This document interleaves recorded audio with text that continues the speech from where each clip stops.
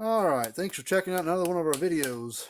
This is going to be a kind of how to test and fix one of these units. This is an old school Gallagher unit. It's called a B150. It was a 1.5 stored joule unit that they made. They made three versions of this. This is the second version. Back in the late 80s, they had a unit called the E12 with a little bitty 2 next to, like a little 2 next to, like an E12 with a little 2. Same exact unit as this one, basically. Share the same parts, it's a different sticker on the front. And then they had the B150 back in the early 90s, mid 90s maybe. Then somewhere around the mid late 90s, they changed over to the Gallagher B160, which was an orange case for a little bit. Then they switched over to a black case. But the good thing is, all the E12 with a little 2, B150, B160, they're all the same guts on the inside. They're all, or at least they're all interchangeable either way. So that's what we're gonna do. We're gonna just, I got the parts here to fix it. I don't know what's wrong with it, but I got most parts on hand for these old things. So we can get people going pretty easily with one of these things. So this is either going to be a real easy fix for somebody to do. If you need parts for it, give us a call. We stock parts for this stuff. All my information is down in the description area, but I'll show it to you real quick. If you can't figure out where the drop down arrow is, my information is right there, fencerfixer.com. And we do free quotes, like it says there, and a 1.5 year repair warranty. So anything that we work on repair-wise gets a 1.5 year warranty on it. We don't cover water damage or bugs, but we'll cover lightning damage or maybe a malfunction of a repair that we did. And we also work on the cattle scales and load boards. We do mostly Gallagher's, but we work on Rice Lake and can do certain true test repairs, but they're pretty picky on who does the repairs. But we don't get a lot of those in, but we do work on them and like working on them. They're kind of a fun thing to do. They're kind of a change of pace because they're just a different type of equipment to work on. Well, anyways, the tools you're going to need initially get it apart. You're going to need a couple flat screwdrivers, standard size. I mean, you don't have to use screwdrivers. You can use one screwdriver, maybe a pair of needle nose, or maybe a flat screwdriver and a Phillips screwdriver. But what you need those two tools for is there's a little tab right inside there.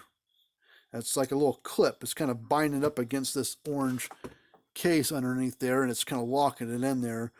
So what you need to do is, I'm right-handed, so the easiest way for me to do it is turn this case to my left, have the core coming out the bottom, get at least one flat screwdriver, put it in the center on top of the tab, like that, and it'll lift up with your handle, which will push the tip of the screwdriver down, which pushes that tab down. This is where you need your Phillips screwdriver, or should I just use a pair of needle nose. You want to go down that little, I'll show you real quick, down that little hole right down there. Point out with this, right there. You're going to go right down in there, and you're going to push this black piece away from the orange. So I'll put that screwdriver back in here on top, center, lift up and hold. Take a screwdriver or whatever, put in that little hole there, and push that orange away from the black. That's all you need to do. Push about that much. Sometimes you have to do it to the other side, but most times you push just about a 1/2 inch, and then it should just slide away. That's the inside. Nothing in here. What's this thing say? It's at the factory test on it. Let's see. 1991 is when this test was done on this thing, when they manufactured it. So this thing is 29 years old, right? Yeah, 29, I guess. This is March 19th, 1991. There's no load test with 7.5 kV, 1 joule output at 500 ohm load. It put out 4 kV at 1 joule output. So it's, I guess, basically a 1 joule output, 1.5 stored. Well, these are good units. This looks to be the original board, because the later versions had a second bulb next to this one. This has, I'll go grab a new board here. Let me go grab a new board real quick so you can see the difference between the two.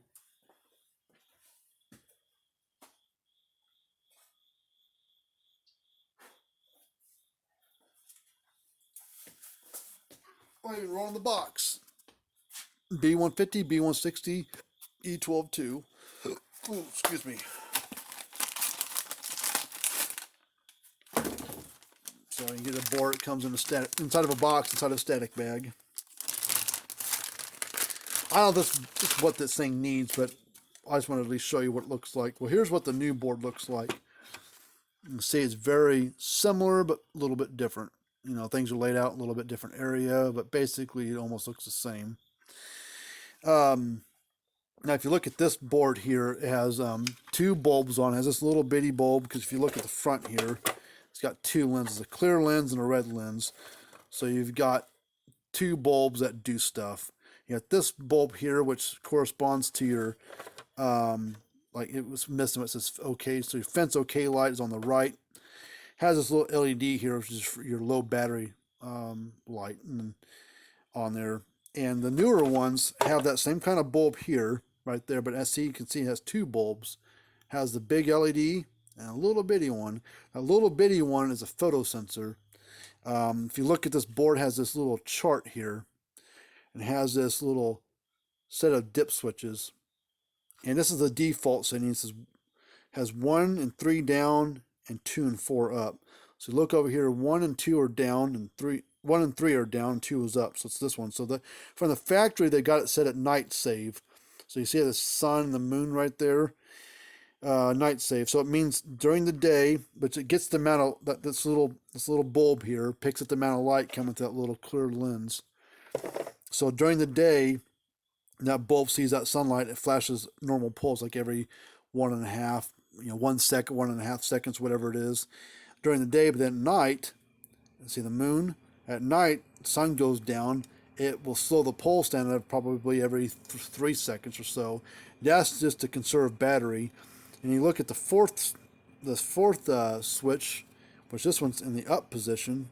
So it says empty battery protection. That means when this battery gets below, if you don't have a solar panel hooked up to it, as soon as the battery gets below a certain level, like 11 volts or 11.9 volts or whatever, way it's set up now, that it will go to a no pulse. So that's what it's set up right now. So you can have it to where it goes to a slow pulse when the battery gets below a certain level, but then it's still going to try to pulse. It's still going to pull energy off the battery.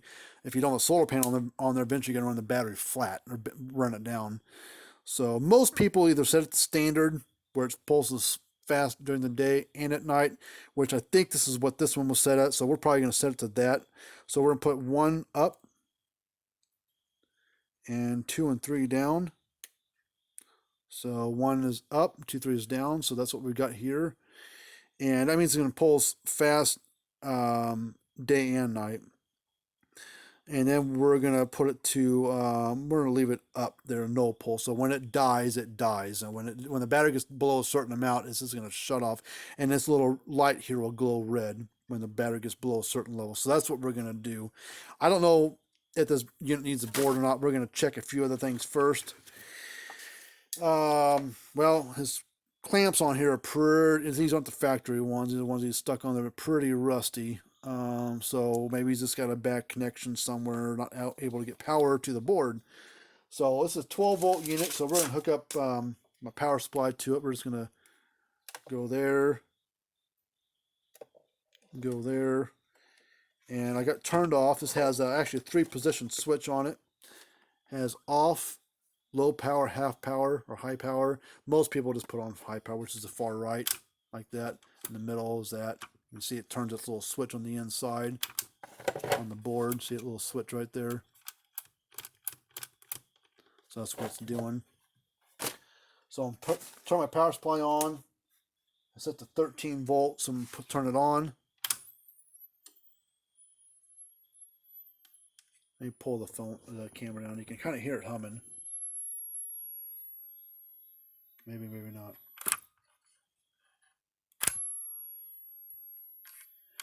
Maybe you can't hear it. Well, it's making this whining noise. So I will, either the board's got problems or there's a big capacitor underneath it right there. That's the capacitor for it. Maybe the capacitor's gone bad. So we're going to flip it around. Power's off. So I'm going to lift this board up with my thumbs. And then it's going to wiggle and pull away. Board looks pretty good overall for the most part. But there's the transformer. These things hardly ever go bad. I've seen these things be 30 plus years old and they're still good. Capacitor is probably the original. It's a Plessy Ducon capacitor. It's a 20 microfarad capacitor inside this thing. Pull that little clip off. It says 20 microfarads right there. So we're going to test the capacitor first. So test your capacitor, your setting you want to set it at. If yours has this, it doesn't have to be a fluke. This is a fluke 115, but it doesn't have to be this meter. But any old meter will do it as long as you have that symbol right there. So let's put this on there. This should read 20. Get a bad glare. Okay, there we go. There's no polarity, just capacitor, so we're just going to put it across here. See what it reads. Oops. Nothing. So capacitor might be all our problem is. So I'm going to pull these connections off, those little tabs.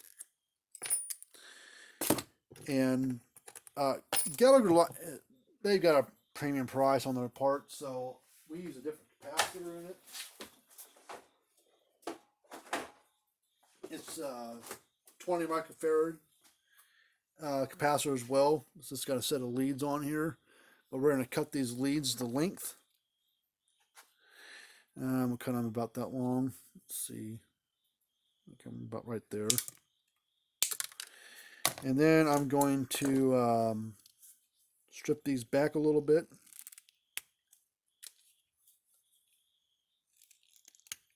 Be easier just to put a new Gallagher one in, but they want good price on their capacitors, so we use a different one. Never had one go bad. It works just fine. Just a little. It's cheaper price. It's, good quality. We never jip on quality, but we're if we can save the customer money and save us money from having to buy that particular capacitor, that's the way we try to do it. So now I'm just going to crimp on a male spade connector on there. I'm going to do it on both ends.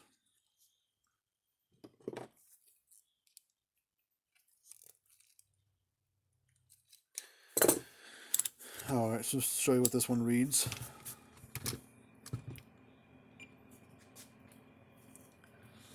So I go to capacitor and I go across it. 20.3. So I could hear it humming, like it was like humming, like cycling the hum, like it was trying to work. Oh, the only other thing I got to do to this, because it's a little bit not quite as big around as that one, and it's just a little bit smaller in girth. So what I do is to help that out a little bit, I put a piece of double-sided foam on the back side to try to take up some of that space that it's not as big around. And I kind of tape it right in that spot there. Plus it raises it up just a little bit.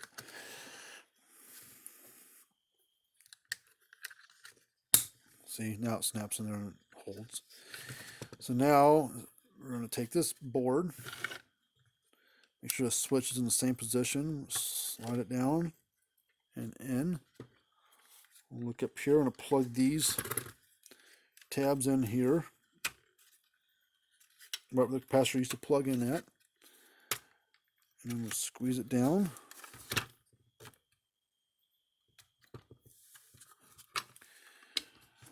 Alright, let's turn my power supply on. Flip the switch.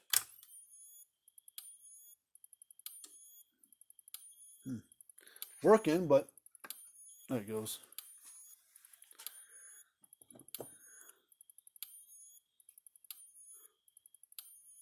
Oh, look at that. All I need is a capacitor. Looks like the board's original though, because it didn't have it's the old style board. And they've been making these newer style boards for 20 years at least. So this is probably original board. So that's old school Gallagher stuff was really, really good. I mean, this thing's 29 years old and it's got a bad capacitor, but the board's still good, transformer's still good. Let's put a tester across it and see what it reads. Should be about 6,000 to 7,000 volts. Based on this little analog gauge meter, fence voltmeter, it's 8.5 kV. So usually I think the chart on it for the new later versions were like 6.7, 7.5, somewhere in that range. So yeah, it's probably putting out 7,000 plus volts, and that kind of needle gauge is kind of a guess type of volt reading. But let's put a screwdriver across it, show you the little jump it does, a little spark.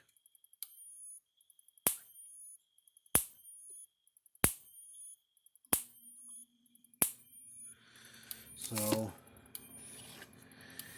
well, that's all she wrote on that one. That one's all done.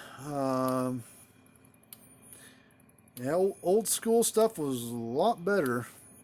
Gallagher makes good stuff today, but it's like with anything. It seems that older the stuff is, the better it was built.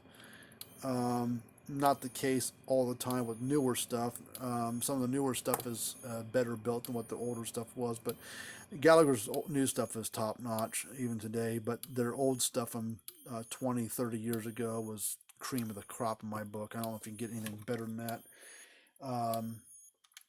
So I'll put the switch on. Oh, look at this real quick. That little bulb there.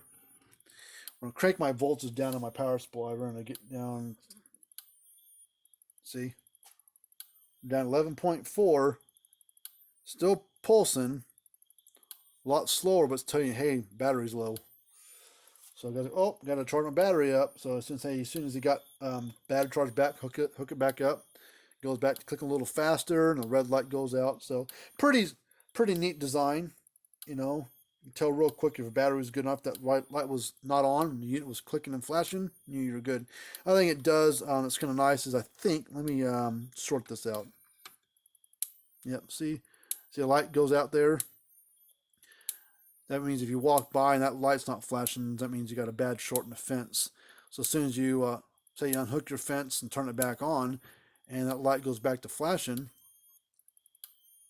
then you knew the unit itself was probably okay. Then that means you got either too much fence hooked up to it, or you got a bad short in the fence somewhere. So these are slick units, man. They were really ahead of their time back then with this stuff. So if you can come across an old Gallagher unit like this, man, grab it up, snatch it up, because you can get a lot of parts for them still. We can rebuild parts. Transformers are really reliable. I'd never seen unless it gets split by lightning. I've seen these units like this, plug-in versions like the M400s, M250, stuff like that. They had similar transformers in them. I've seen units be 30 years old or older, and the unit was blasted by lightning, and the board's all burnt up. It's just covered in black soot everywhere. You blow that transformer off the can of air, clean the tabs up a little bit, put a new board in there, and away she goes. And the board and the transformer's still good. So those transformers are really, really rugged. They make good stout transformers in their units. The transformers are usually one of the last parts to ever go bad in a Gallagher unit. It's usually age from a capacitor or lightning hits a board most times. But if you want a good unit, even built today, get a Gallagher one. We don't see hardly any new Gallaghers coming. We usually get units that are, sometimes we get like a 5 to 8 year old unit, but most times it's usually an older version of one of the last generations. Or we get units that are 10, 20, 30, 40-year-old units in for repair. They're just, I think, from a repair guy standpoint, I don't think you can get anything better than Gallagher. But we don't see very many new ones. If you want to buy a unit, not to send it to a guy like me all the time, buy a Gallagher unit. Or if your granddad or dad has one of these old Gallagher sitting around in the box, in the barn somewhere on a shelf, instead of letting it sit there and collect dust, send it to a guy like me. We'll fix it, and this thing might run another 20 years. So, but anyways, I appreciate if you want to subscribe to the channel, hit that thumbs up button if you like this kind of stuff, like the video. But go to our website, fencerfixer.com or cattlescalerepair.com if you got cattle scales and low bars and they need to be worked on, we'll take a look at that for you. But we work on all brands, all ages, free estimates, and 1.5 year warranty on all the repairs that we do to a unit. But until next time, see you later.